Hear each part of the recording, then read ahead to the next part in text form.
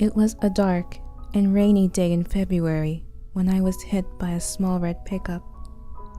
February 15th. I was told I flew 15 feet before landing smack on my head. Apparently, the driver was drunk and didn't see me crossing. I don't remember that day at all. 4 weeks I slept, in a coma that many feared I would never come out of. I was placed in a ward of children and teens with major bodily harm or disease. My roommate was a boy named Mason. I never did find out his last name. For the time in which I slept, he found out bits and pieces of me from my various visitors, my favorite color, what music I liked, and other random things. The day I woke up, I was showered with love and affection from my family, and it took me almost an hour to realize the presence of the boy laying in the bed next to me. He flashed me a lopsided grin and quietly went back to the book he was reading. Eventually, I was left in peace, and after about 20 minutes of mental debate, I spoke up and asked him his name. His voice was smooth and low and never failed to make me shudder.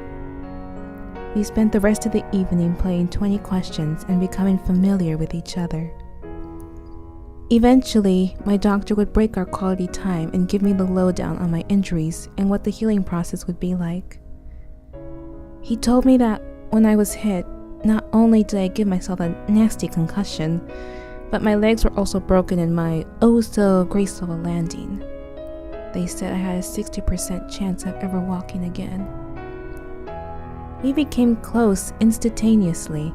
The nurses would laugh and say we already looked like an old married couple bundled up in bed watching whatever soap opera happened to be on television. Mason would just flash me his trademark grin while I blushed and buried my face in his chest. We both had our good days and bad ones, Mason and I.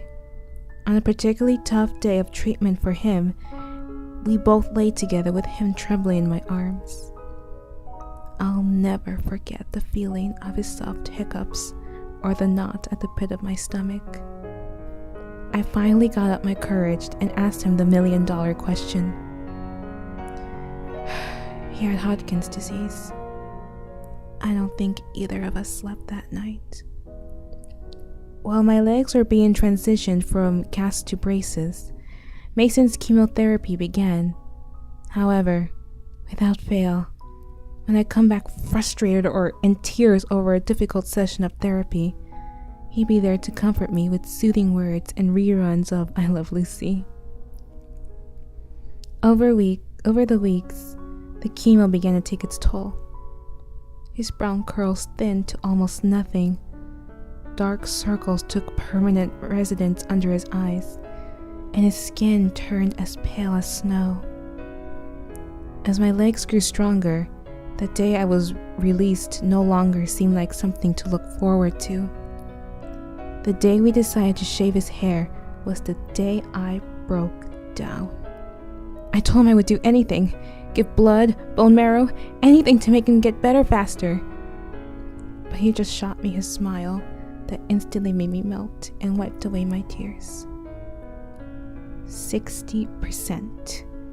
Mason had a 60% chance of beating his demons. Same as me. On May 12th, I was officially released from room 104. I would walk with a limp most likely for the rest of my life. Every other day, I would visit Mason. Each time I would leave, we would take a picture together.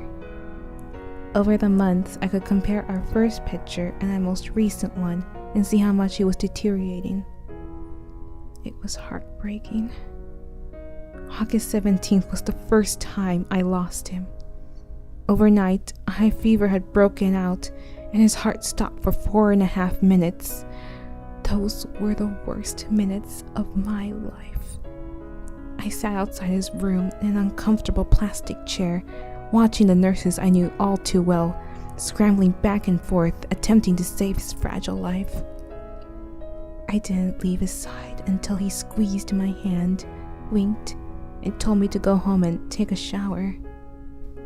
After that, I vowed I would never let him leave me alone again.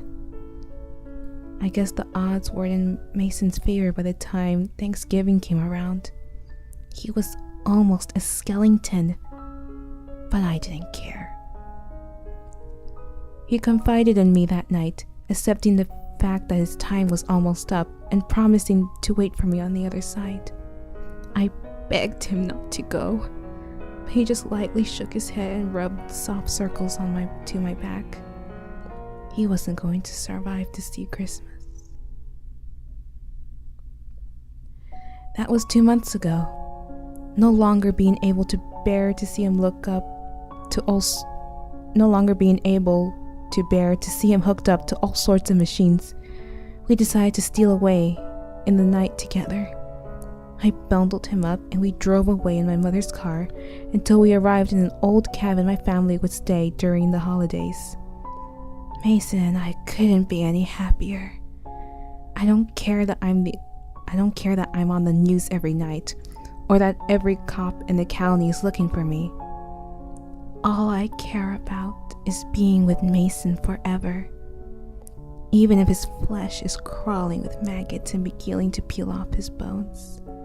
Even if the smell of his rotting cadaver never fades from my skin. His lips are still warm at night, and often he whispers sweet secrets into my ears before we sleep.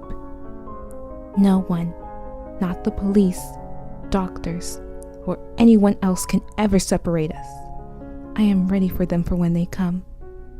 I made sure to bring the sharpest scalpel I could find when we left the hospital. But until then, I'll lay in Mason's arms. Or at least what I think were once his strong appendages. And we'll talk all night until he takes me away. We'll be together forever.